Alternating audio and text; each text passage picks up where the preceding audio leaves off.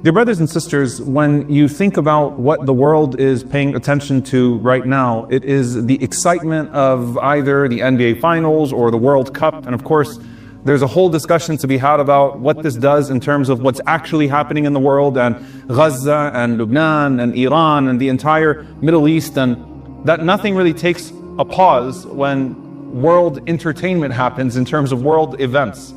But it's inevitable that people get excited, that people tune in, that people want to see this team win or this team win, and they're looking for the adrenaline of that final moment of a game. And you often hear someone say that even if I don't like either team, it's the excitement of watching a close game. And all of us would, watching something like that, find some sort of rush in that last second tip or that last second goal, or what seems to be the impossible effort at the end. And subhanAllah, I want you to think about this.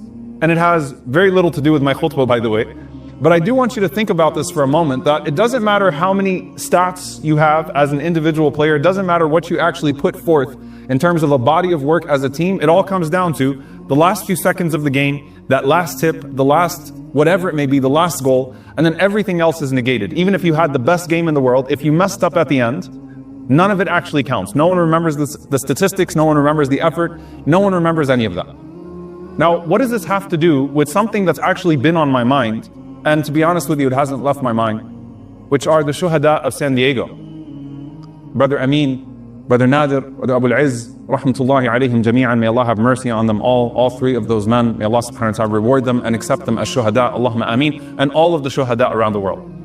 Because there's something that has not left my heart and mind, and to be very honest with you, the more that I've had the blessing of getting to know these families from afar, and bidhnillahi ta'ala, close in the next week or so, inshallah ta'ala, the more beautiful the stories actually become as you start to peel the layers. If you listen to each of those three families, they'll all tell you about how it was as if it was plotted perfectly for them. That all three of these men, and I know that we were all captured by Brother Amin's story in particular. I mean, there isn't anything more poetic than a man who took up that role to be a murabit, to be someone that holds it down after seeing Christchurch, and who literally has his last post asking Allah for Husn al-Khatimah, for a good ending, being martyred in that very spot in a heroic act and saving hundreds of people, hundreds of kids from being massacred. But each one of those three men had this trajectory, and subhanAllah, you read that post over and over and over again, where he says that all I want is for my soul to return to Allah as pure as the day that He brought it to this earth. May Allah grant us Husn al-Khatimah, Allahumma ameen. And every time, I'll notice just something else about a word that he said here, a word that he said there, even though it's a very short post. And so this actually had me thinking about Husn al-Khatimah, this idea of a good ending, your lucky last shots. And I'm using lucky in quotations here, because a lot of times when you're thinking about sports, it comes off as pure luck, and of course we don't believe in that concept as Muslims. But are we gambling with our lives in a very similar way to you're just hoping for something to happen at the end to negate everything bad that happened before and to grant you that entrance into Jannah? And subhanAllah, I read Da' wa Dawa' by Ibn al-Qayyim rahimahullah ta'ala, a text that we studied here a few years ago in the last 10 nights of Ramadan, and he has all of these stories of Husn al-Khatimah and Su' al-Khatimah, a good ending and a bad ending. And it comes down to basically the core of people's lives culminating in a fitting ending, an end that is fitting to how people were living their lives. And Allah subhanahu wa ta'ala seems to bring it all back at the very end. But on the other hand, He makes the qualifier, which is a very important qualifier, that Husn al-Khatimah is often just a divine gift from Allah subhanahu wa ta'ala to someone that does feel out of nowhere. That sometimes there's someone that might strike you as a very ordinary Muslim. And let's be very clear here, that three men, for example, in San Diego that are being lionized, if you were in their community, you probably see them as very ordinary beings. And there are people, I have no doubt, that are the equivalent in many ways that are amongst our community that we say salam to, and maybe we don't even know each other's names, right? But Allah Azza wa Jal knows of something inside a person, and it seems to be bestowed upon them in the last moment. So how do we actually reconcile these two concepts? And this is what I want you to think about. Is Husn al-Khatimah, a good ending, this purely mystical gift from Allah that's disconnected from effort? Or is it this purely mechanical reward that's disconnected from Allah's grace? Or is it somewhere in between? And there's no doubt that it is somewhere in between. So I wanted to actually simplify this, if we could boil it down to 5 things that guarantee a person Husn al-Khatimah. May Allah grant us Husn al-Khatimah, a good ending. What would it be? And I want you to think about this in terms of your ending.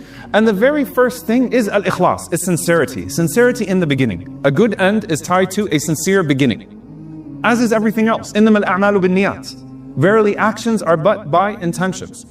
Do you sincerely want Allah subhanahu wa ta'ala to be pleased with you at the moment of your death? Are you sincere in wanting to meet Allah Azza wa Jal as pure as the day that you were brought into this world? Are you sincere in putting the goal of Allah being pleased with you when you meet Him above all other worldly goals that you have? Is that really what you want when you think about your death? When you think about leaving this world, what are the priorities that come to mind? And there's a very important question here, by the way, that has to be answered too. Do you want the appearance of a good ending or an actual good ending? Because those aren't the same thing. You'll often hear people speak about this as, I want to be remembered in this way, and I want them to say this about me. And whether you're talking about 3 million people or you're talking about 3 people, if that's your idea of a good ending, there's actually a problem there. I want to be remembered this way. I want to be spoken about this way. I want people to say this and this and this about me. It's actually deeply problematic. So sincerity in the beginning is tied to a good ending with Allah subhanahu wa ta'ala. And of course we know from the Prophet sallallahu alaihi wasallam, there's a very famous story, and I won't spend time with it for the sake of the khutbah, about the man that was in Badr, and he's going forth and he's fighting so courageously and bravely, and he's on the side of the Muslims. And the Muslims are saying, Wallahi, he's a person of Jannah. And the Prophet sallallahu alaihi wasallam says, Bal huwa min ahli nar, he's a person of hellfire. How? He's in the ranks, fighting so courageously, so bravely. And they found him at the end having taken his own life after having fought bravely and courageously. And it's not the him taking his own life part that's emphasized here. It's that the whole time this wasn't about fi sabilillah.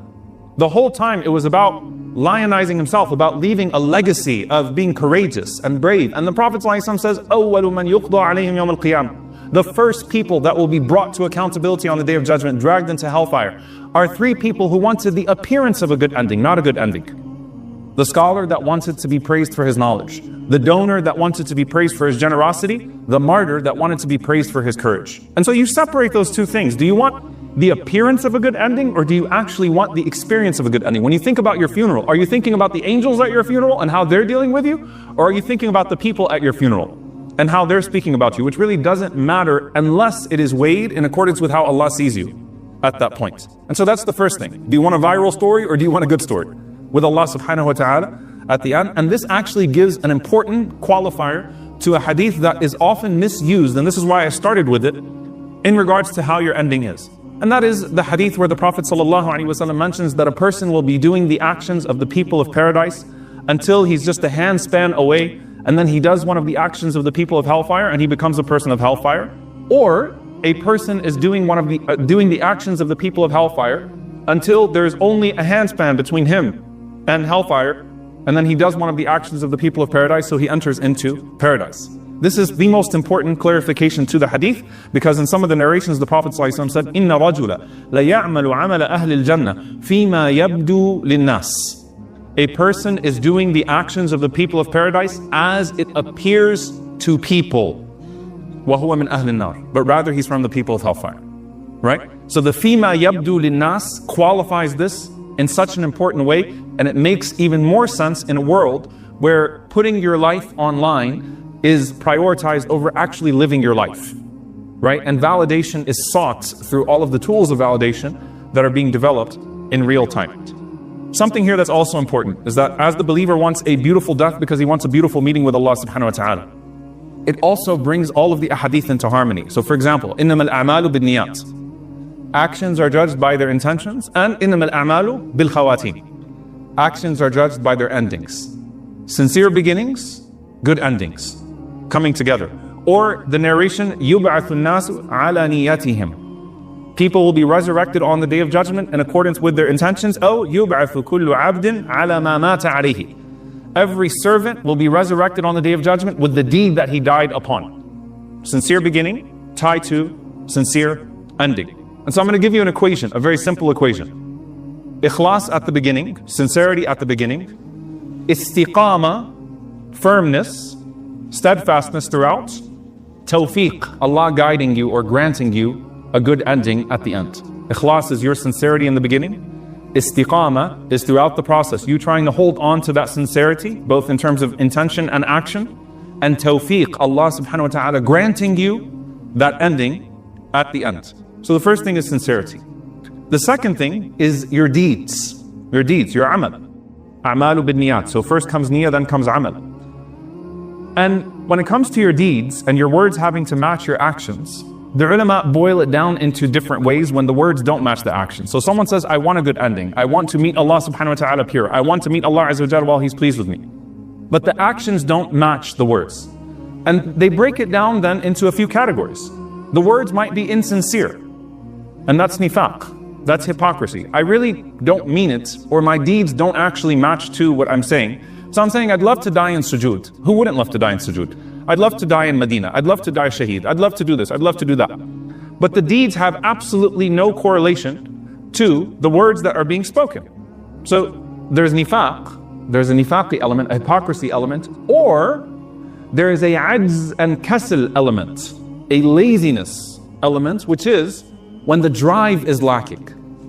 So you're not necessarily contradicting, the words are not necessarily contradicting the deeds, but you're saying something, but you're not doing enough towards those words. So there's a layer of hypocrisy, nifaqi, there's a layer of ajz and kasal, which is laziness. And the last one, the ulama say, is there's a misunderstanding of Allah subhanahu wa ta'ala's grace, which is aqa'idi, which is a creedal problem. That to suggest that Allah subhanahu wa ta'ala gives a good ending after amal and not amal. Amal is hope. Amal is deed. What does that mean? Tawfiq from Allah subhanahu wa ta'ala, Allah granting you something, comes after the presentation of deeds to Allah and Allah unlocking it. Not after a hope that is simply thought or expressed. And that's a aqa'idi problem, that's a creedal problem. That's misunderstanding who Allah subhanahu wa ta'ala is at the fundamental level. That as if Allah azza wa jal just grants because I wish. No, that's not how this works. You do in a way that you wish, and Allah azza wa jal fills in the gap.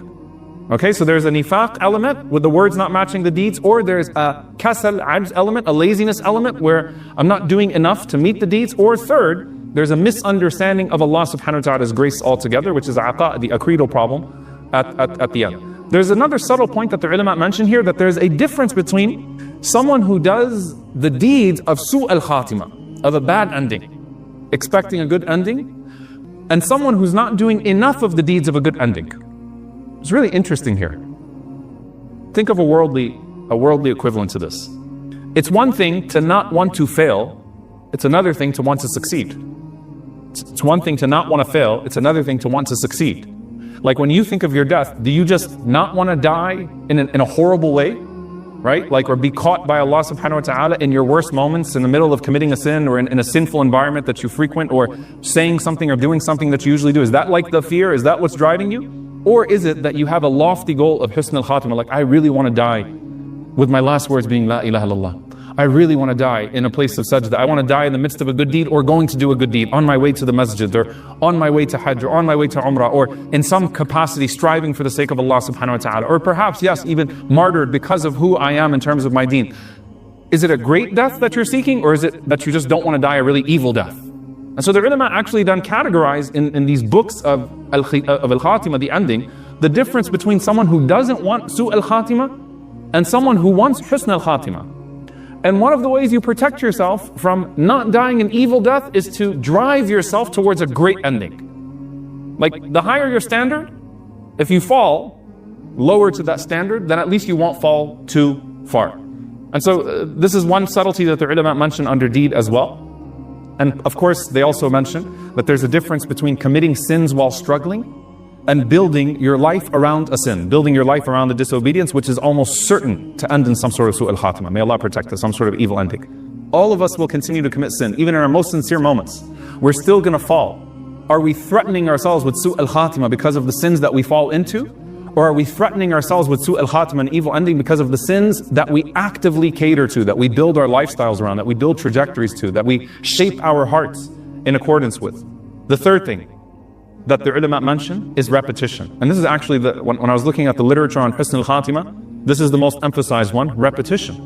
Why? Because the Prophet ﷺ taught us this maxim. من عاش على شيء مات عليه ومن مات على شيء بعث عليه. This is the maxim that's derived from the ahadith. Whoever lives in accordance with something will die upon that thing, and whoever dies upon something will be resurrected upon that thing. I'm going to say it again. Whoever lives in accordance with something will die upon that thing, and whoever dies upon something will be resurrected upon that thing. And this is sort of where you think about, again, the game analogy, right? Like, how many repetitions, how many thousands of repetitions do you have of that same shot over and over and over and over and over again, hoping that if you find yourself in the last 2 seconds of a game, you can act upon that shot? How many times do you relive the game time situation, even though it might never come? But it's repetition over and over and over and over again. And so in the same way that glorious moment began with thousands of repetitions, a glorious ending begins with thousands of repetitions. How often have you thought about your death? How often have you thought about what you're going to do when death comes to you? What's the first thing that happens when your body starts feeling a little bit funny? Do you curse? You're probably not going to say La ilaha illallah when you die then, right? Or your car, you get into a fender bender. What do you do? Right? Or you get some sort of disastrous news. Like, what's your first reaction? What's your instinct? Right? So repetition is actually the greatest key to Husn al-Khatimah, in word and in deed. I want to die in the masjid, but I come to the masjid for Jum'ah only. Good luck with that. Well, luck, in air quotes again. Right? What are you doing? You want to die in your sujood, but you're barely making your fara'id. What are you doing? Right? It's not matching. Right? So repetition, building an identity around certain good deeds, is what Ibn al-Qayyim rahimahullah says is the greatest way to assure yourself of that ending. I built a reputation in supporting people and being, in the service of people. May Allah Azza wa Jal grant me a death in the service of people for His sake. I built a reputation in sadaqah. May Allah take my life in the midst of sadaqah or doing some sort of charitable act. I built a reputation with Allah subhanahu wa ta'ala, an identity around prayer, salah, tahajjud. May Allah take me at the time of that tahajjud. Right? You got to build a repetition that matches what you're actually trying to have here. And that's something that you should think about every single day, because you should think about death every day. So if you're not thinking about death every day, that's the fundamental problem of you're not thinking about how you're going to die every single day. The fourth thing, ad-du'a. Ad-du'a. And this is actually, subhanAllah, something that I want you to think about that's a little different. Most of us have heard the narration of Umar bin Khattab radiyallahu ta'ala anhu, where he would say, Allahumma rzuqni shahadatan fi sabilik waj'al mawti fi baladi nabiyyik. That's one narration. Or fi baladi rasulik. Multiple narrations of the same concept. Oh Allah, I ask you to die in Medina and ask you to die as a shaheed, a martyr in Medina. And Hafsa radiallahu anha says, Anna yakunu dhalik. How could that happen? Wars don't happen in Medina, they happen outside of Medina. But Umar radiallahu anhu is saying, if Allah wants it to happen, it'll happen. And indeed, he was martyred leading salah in the masjid of the Prophet sallallahu alaihi wasallam and then buried next to the Prophet sallallahu alaihi wasallam. Sidq al-niyya, right? Fi du'a, sidq al-du'a, the truthfulness in du'a. But here's something I want you to think about, which is an important point here. Did Umar radiallahu anhu think highly of himself?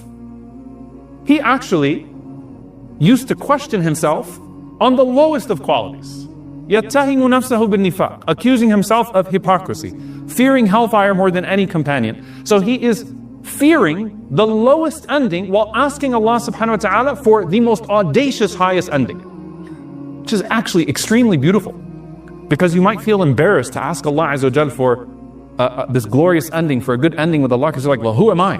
Who am I? No one used to think, who am I, like Umar bin Khattab radiallahu ta'ala anhu, but look at his dua. And this is the perfect combination of the balance of the believer, to have this immense hope in Allah subhanahu wa ta'ala while having very little confidence in your own deeds, right? And so hope produces boldness in dua, fear produces humility in action. Umar radiallahu anhu is presenting his deeds to Allah subhanahu wa ta'ala as if he's done nothing, but he's asking Allah subhanahu wa ta'ala as if he deserves everything. There's something beautiful about that. So ask Allah every day, including your dua every single day. I guarantee you, brother Amin, and I've heard this from his own family, every single day he was making dua for the type of death that he had. Every day. Every day ask Allah Azza wa Jal for Husn al-Khatimah, for a good ending. And be audacious. If the Prophet ﷺ taught us to be audacious when we make worldly asks, then what about when we make asks for the hereafter, when we make asks for good? The last thing, Husn al-Dhan billah, a good expectation of Allah, to have a good assumption of Allah subhanahu wa ta'ala. And when does that come in specific? Right? Subhanallah, Jabir radiallahu ta'ala anhu, he says, سمعت النبي صلى الله عليه وسلم قبل موته بثلاث يقول. I heard the Prophet ﷺ 3 days before he died say, لا يموتن أحدكم إلا وهو يحسن الظن بالله. let not one of you die except with a good expectation of Allah subhanahu wa ta'ala. It's actually one of the last public instructions of the Prophet ﷺ before he died. 3 days before he died. So while he is dying, he's saying to the companions, when you find yourself in this state, make sure you don't leave this world except with a good expectation of Allah subhanahu wa ta'ala. How do we bring that husn al-dhan billah to this all? You know, go back to the game. The last moments before that shot, before the kick, you got to tell yourself, I can make the shot, I can make the shot, I can make the shot, I can do this, I can do this, I can do this, right? There's a mental programming here. For the believer, not in the last seconds of the game, but in the last moments of life, because we will all find ourselves in the last moments of life. May Allah subhanahu wa ta'ala grant us all a good ending. Allahumma ameen. Not I can do this, I can do this, I can do this. I can enter Jannah, I can do, no. Allah can forgive me. Allah can accept me despite all I've done. Allah is more merciful than my shortcomings. The Prophet ﷺ is saying, when you find yourself on your way out, at that point, you can't do a'mal anymore. You really can't do deeds anymore. You need to channel all of that into a trust in Allah subhanahu wa ta'ala and in His goodness despite your shortcomings. And the last thing I'll say here is that, you know, in sports, you have the cruel irony or that bad luck that happens, where the person that did everything right, repeated the shot over and over and over again, falls short in the last moments. Like it just rolls out of the rim, or something happens at the last moment, and it's the bad luck, the cruel irony. So sometimes the best team doesn't win. Sometimes the best player doesn't win. Sometimes the inferior competitor wins because of those last few seconds. And you say, what a cruel and miserable fate. Is there an equivalent to that when it comes to our Khatimah, the end of our lives? Absolutely not.